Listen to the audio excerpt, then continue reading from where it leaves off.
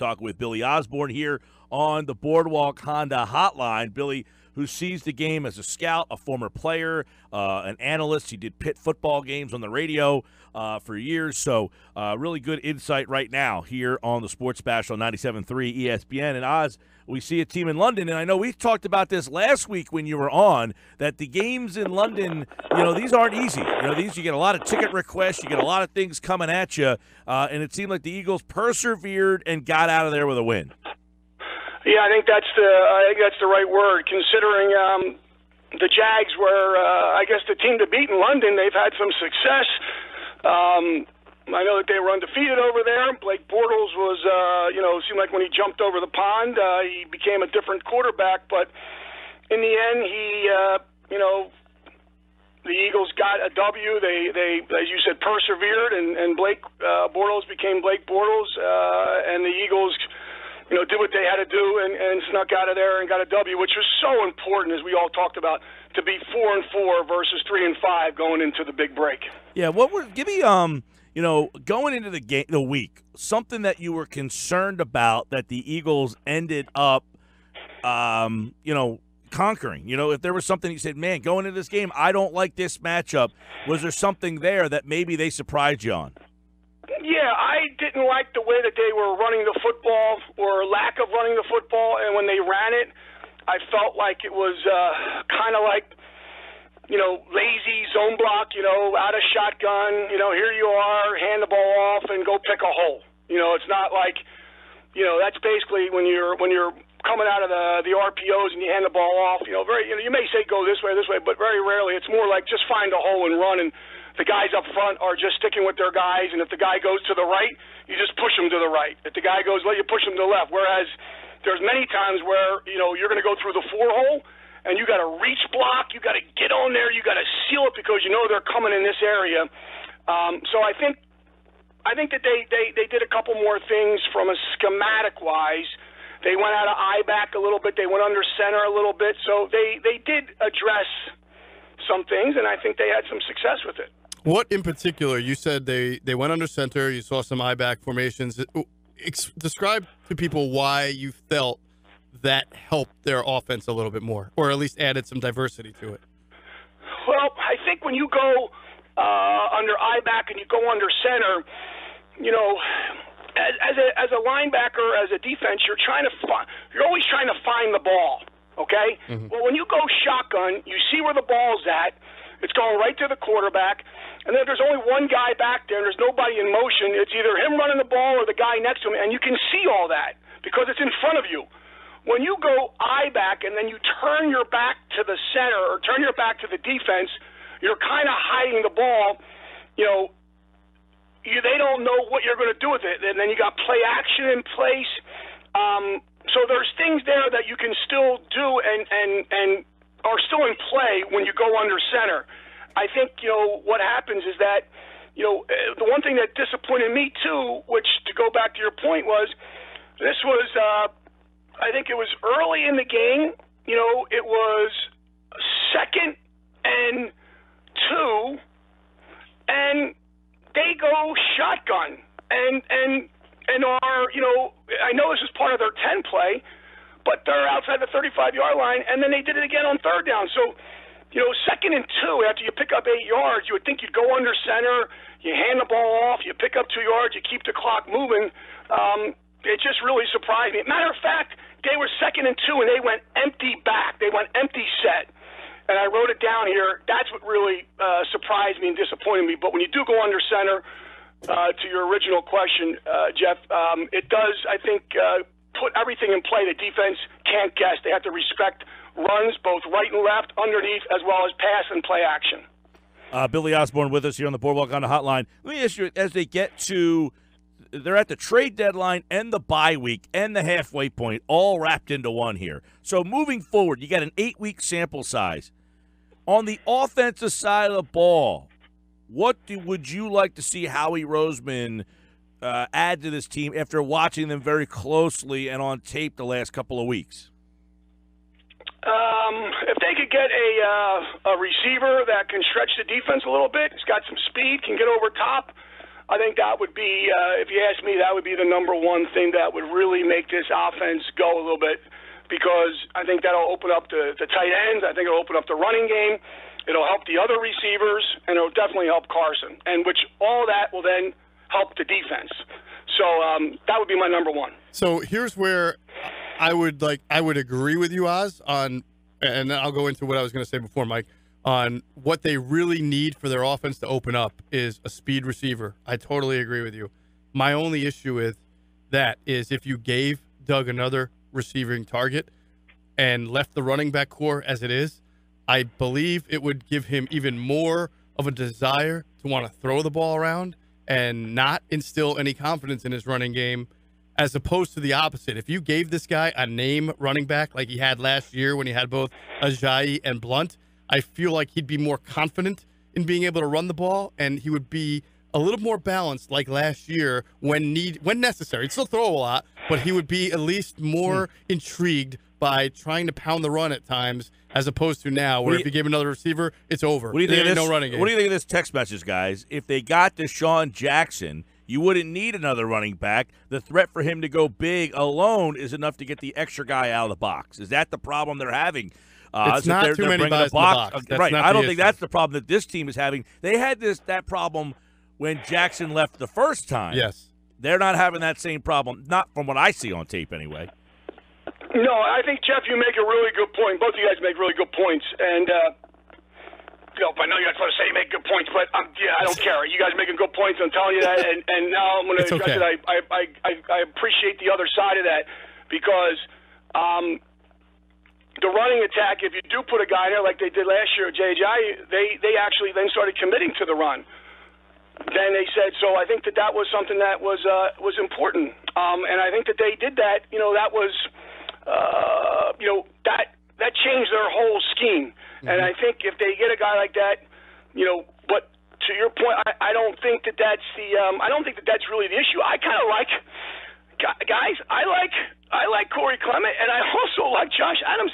That guy back there, he looked like, to me, when he was an I-back and he was running downhill between the tackles, to me, that looked like a tailback. I mean, he really did some really good jobs, some jump cuts. I saw one where the guy flashed immediately right in front of him. He was supposed to go to one hole. It was covered up. It flashed. He jumped cut out of that, and he went right into another cut, and he went straight ahead, got another 7 yards. So, they might have their guy, or they may have their guys. I mean, would it be nice if they could add a LeSean? Sure. How it hits their cap, who knows? But I think it's just Doug. I hope they do a lot of self-reflection in this off week, and they really see. And Jeff, you and I have been talking about this on our podcast and on our weekly radio show, that it's not necessarily we're saying, please don't pass the ball. We both are fans of passing. We also understand in this league, you got to pass the ball to win, and it's about big plays and explosive plays. Let's face it, we know that. I think what we're saying is that when you run it, how you run it, your schemes, how you protect your quarterback, these are the things that I think that are hurting them, and because I feel they're becoming a little bit predictable. And with that, I think you got guys teeing off on your quarterback and not really respecting the run at all.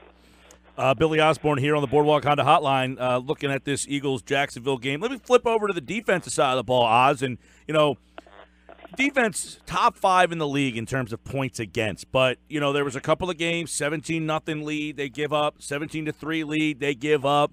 I don't know that they played great yesterday, but they were pretty good against an offense that is So what stands out about where they are halfway through the season as a team defensively? What is missing from this team defensively that maybe they had a year ago? Because by all accounts, we thought they upgraded talent. They got back Hicks. They added Nada, we thought was an upgrade over a Bo Allen. They brought in Bennett. We thought that was an upgrade over Vinny Curry. So where is this and they got Sidney Jones. They added him to the mix. So where is this team at defensively right now? Well, I think that you're right. They're doing a lot of good things. I think they're having some problems covering in space. If you don't get home, these guys seem to be biting a lot on these these double moves. So I think I think where I'm seeing it from the secondary standpoint, I understand you have to disguise and you have to do certain things, but I think that they're getting away from their, and it's tough to say when you're a professional football player, but to me, their technique needs to be worked on. And I think when you're in man coverage, especially man-free, and you're running dog, you can't get beat inside. You get beat inside, please go, just make sure that the band director is ready to go and tap that person on the shoulder and say, get ready to write the fight song. Now, I know there's no fight song in the Eagles except Fly, Eagles, Fly, but I'm saying in college-wise. But if you get beat inside against man-to-man coverage, you're done. That's it. You don't have any help inside. So knowing that, you got to put up a wall and say, you can go anything you want to the outside, but you're not getting in front of me. So I think technique-wise, they're a little lacking, in my opinion. And I also think they're lacking this big play guy. Like, it doesn't seem like they're having, somebody to make a play. Like, it's a couple times they need to get off the field and somebody to make a play on 4th down or 3rd down, and they just haven't been able to do it. And last year it seemed like they were. So I would think those two things, technique and guys to make up and step up and make some plays. They just have not had a playmaker step up, it seemed like, defensively consistent enough. Well, on the bright side, Oz, some guy, a guy that you have been talking about a lot to me and Adam about in our podcast, and you've been very high on, was rookie Avonte Maddox. We brushed you off because we thought you were just being a pit shill, but apparently you were right. He's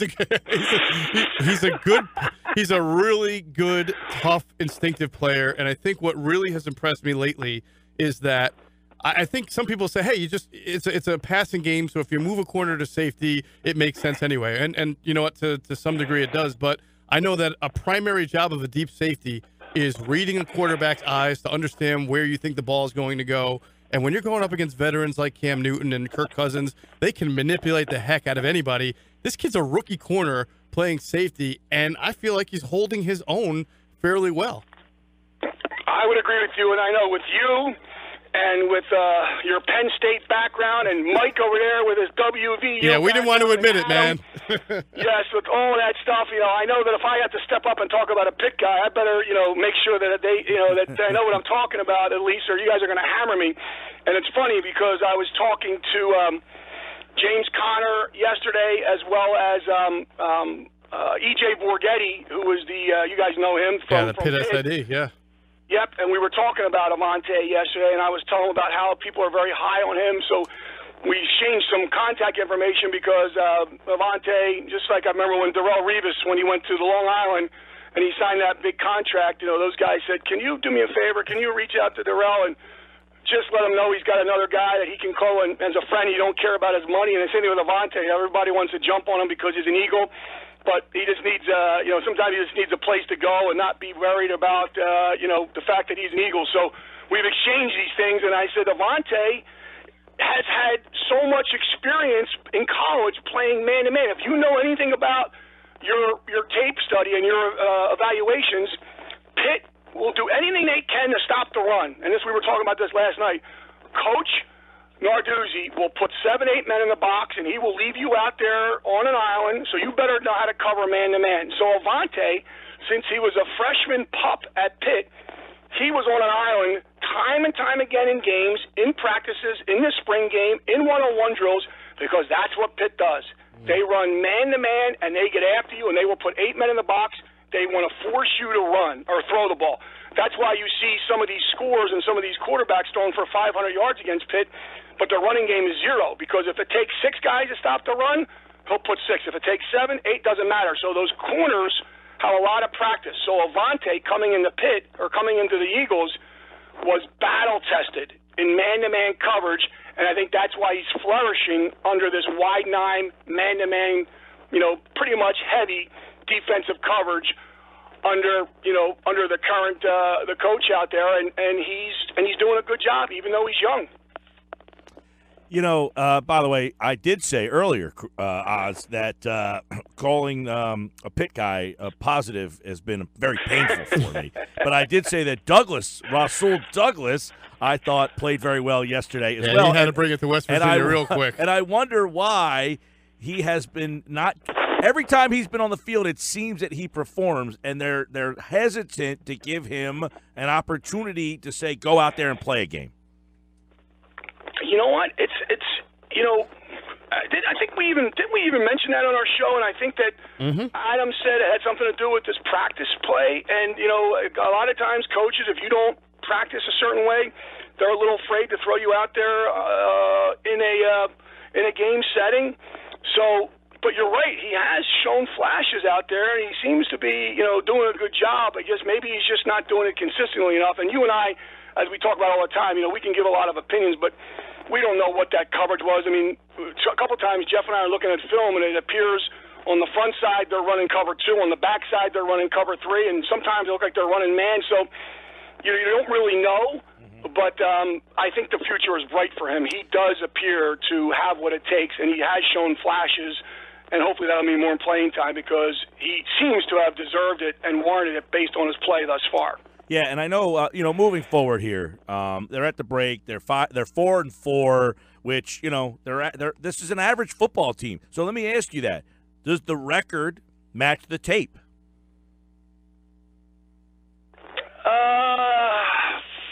I think they have. I'm going to use this word with the potential, which means you haven't done anything yet. But I think they definitely have the potential to be better than their record indicates. I just feel, coming with the quarterback, they've had some injuries. It seems like they haven't, last year, let's face it, they were a play or two in each game away from losing 3 or 4 more games. It just seemed like the breaks went their way last year at certain times, and this year, for whatever reason, it's not. But I think with the quarterback coming back now, his knee's healthy, there's a lot of question mark around that. I think people are settling into their role. I personally, I love what they've done defensively. I think they've done some changes. They haven't given up the big play as much, so I think that helps them. They keeps them, keeps them in the ball games. I think that he's done a really, really good job, and I just feel offensively until their play calling becomes a little bit more consistent and protects that quarterback, and they commit to the run. And again, I'm not saying run the ball. I'm just saying run the ball a little bit more effectively. I think it'll widen up and it'll give you some more explosive plays. I think the explosive plays are not as high because the way that they're running the ball doesn't allow them to get behind the secondary and doesn't really threaten them. So I think that's what you're going to see. Hopefully you're going to see after this break. All right, Billy Osborne here. He's at Ozzy_football on Twitter. Check out Ozzy's observations on Twitter. We should brand that there, Ozzy. We've talked about that. Well, Don't give that away. Much. All right, sorry. Hey, 2 things. Let's hope they get their little spark plug back because everybody keeps talking about what's that? Sproles. Yes. Yeah, Ozzy doesn't know how to refer to people by names, by the way. Yeah. I know. Yeah, I do that. I kind of tease him because under Buddy Ryan, you were it wasn't Ozzy or Billy Osborne. I think he did call Randall. But everybody else was by the number. Hey, number 13. Hey, 1-3. So now that I know that it bothers Jeff, and especially I know it bothers Adam, I continue to do that a lot. So just play along with me, Mike. And then Jeff just, he's got my back all the time, so he translates for me. But yes, just play along with him, station leader, okay? I love it, and I know that Josh right there is just rolling his eyes like these guys are nuts. If you saw what Josh was eating right now, you would know what nuts means. Penn State. Yeah. All right, man. We'll talk to you next week, pal. All right, guys. Have a great show. Thanks, bro.